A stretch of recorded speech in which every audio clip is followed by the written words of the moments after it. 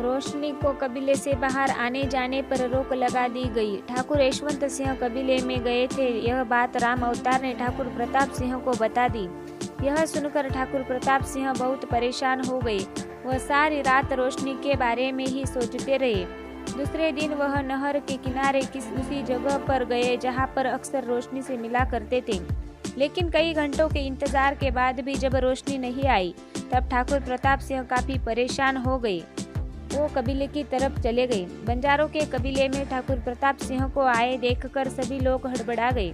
ठाकुर प्रताप सिंह ने आवाज देकर रोशनी को बुलाना चाहा। तब कालिया अपने कुछ लोगों के साथ हथियार निकालकर बाहर आ गया और बोला, हमारे साथ हुए थे, रोशनी की सूरत भी ना देख पाओ।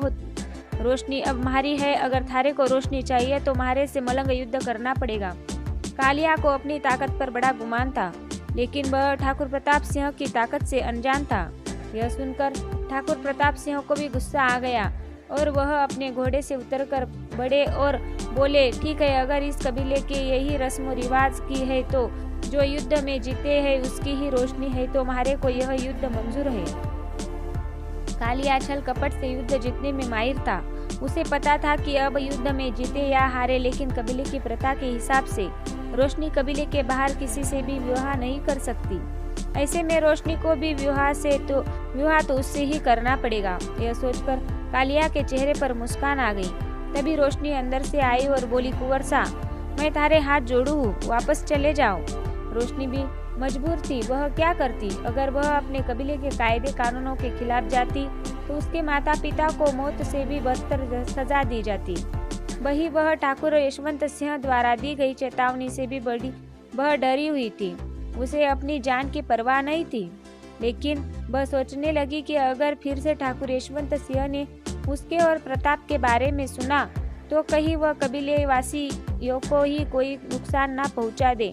ये रोशनी नहीं चाहती थी। रोशनी आगे बोली, हाँ कुंवर सा, से चले जाओ। तब ठाकुर प्रताप सिंह गुस्से में कालिया की तरफ देखते हुए रोशनी की तरफ देखते हुए बोले, ना रोशनी, अगर यही इस कबीले की प्रथा है तो मैं आज इस प्रथा को निभाकर थारे को इज्जत के साथ यहाँ से ले जाऊंगा। यह सुनकर रोशनी बोली, कुंवर सा, यह प्रथा कबीले वासियों के लिए, थारे लिए ना है। मैं थारे आगे हाथ जोड़ती हूँ, कुंवर सा, थे यहाँ से चले जाओ। अगर थे हमारे से सच्चा प्रेम करो हो ना तो थारे को इस प्रेम की सौगंध, यहाँ से चले जाओ। थे चाहो ना कि थारी रोशनी जीवित रहे तो यहाँ से चले जाओ, फिर मुड़कर इस कबीले की तरफ ना देखना। यह सुनकर ठाकुर प्रताप सिंह की आंखों में आंसू आ गए। वह रोशनी की तरफ देखते हुए बोला, रोशनी, यह क्या कह रही है? तब रोशनी रोते हुए बोली, हाँ कुंवर सा, जो कह रही हूँ ठीक कहे। अगर भगवान ने हमारी किस्मत में यह होना ना लिखा है, एक होना ना लिखा है, तो हम चाहकर भी कुछ कर ना सके। कुंवर सा, यह बात सच है कि मैं थारे से घना प्रेम करूँ हूँ, लेकिन मैं अपने माँ बाबू सा से बगावत कर थारे साथ ना आ सकूँ हूँ। मारे लिए मारे माँ बाबू सा पहले है। यह कहकर रोशनी ने फूट कर रोने लग गई। ठाकुर प्रताप सिंह भी रोशनी की मजबूरी समझते थे। वह ना चाहते हुए भी अपने घोड़े पर बैठकर वापस कबीले से आ गए। यह सब कुछ नज़ारा देखकर रोशनी के माता पिता को भी काफी दुख हो रहा था। वे हर हाल में रोशनी की खुशी चाहते थे, लेकिन वह भी समाज के खिलाफ नहीं जा सकते थे। उतनी उनमें हिम्मत नहीं थी, और वैसे भी अगर वे समाज के खिलाफ जाने की हिम्मत कर दे तो और अपनी रोशनी की जान से हाथ धो बैठते। सारी रात रोशनी की कही बातों को याद कर ठाकुर प्रताप सिंह आंसू बहाते रहे। यही हाल रोशनी का था। वह सारी रात ठाकुर प्रताप सिंह को याद कर रोती रही।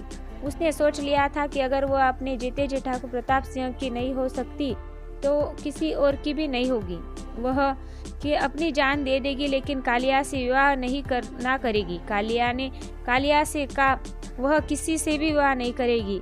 अगर वह विवाह करेगी तो सिर्फ ठाकुर प्रताप सिंह से। यह सोचकर उसने अपने आंसू पहुँचे। उसके चेहरे पर गंभीरता के भाव आ गए। वही ठाकुर प्रताप सिंह ने भी यह निश्चित कर लिया था कि उसके जीते जी उसके दिल में जो रोशनी की जगह है उसे कोई ना ले सके। अगले दिन ठाकुर प्रताप सिंह रोशनी के लिए एक एक पल काटना भी मुश्किल हो रहा था। ठाकुर प्रताप सिंह को उसकी मासा ने समझाने की लाख कोशिश की, लेकिन ठाकुर प्रताप सिंह ने अपनी मासा से कुछ नहीं कहा।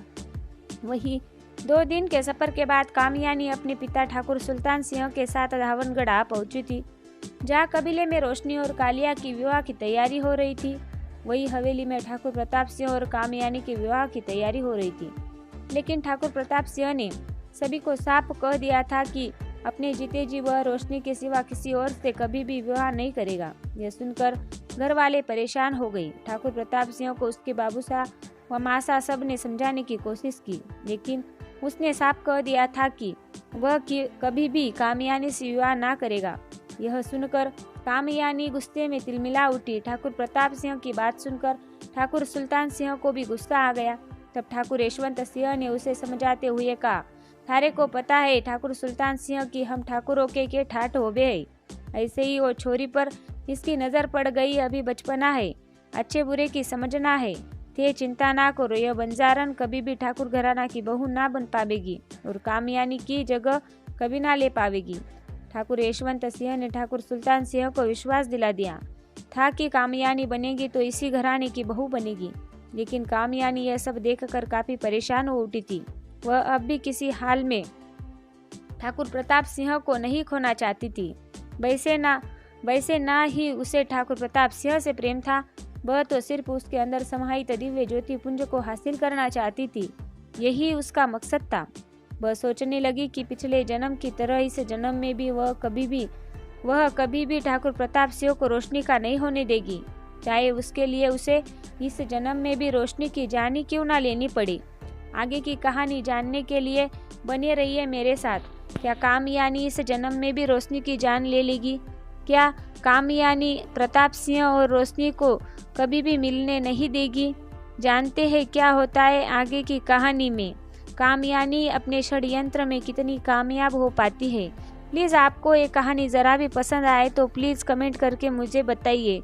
चैनल को सब्सक्राइब करना मत भूलिए। प्लीज़, आपका एक सब्सक्राइब हमें बहुत ही मोटिवेशन देता है। आपको किस तरह की कहानियाँ पसंद आती है, आप किस तरह की कहानियाँ सुनना पसंद करते हैं, ये भी कमेंट करके मुझे बताइए ताकि मैं आपके लिए उस कहानी को ला सकूं और आपको सुना पाऊँ। प्लीज़ सब्सक्राइब करें चैनल को। धन्यवाद।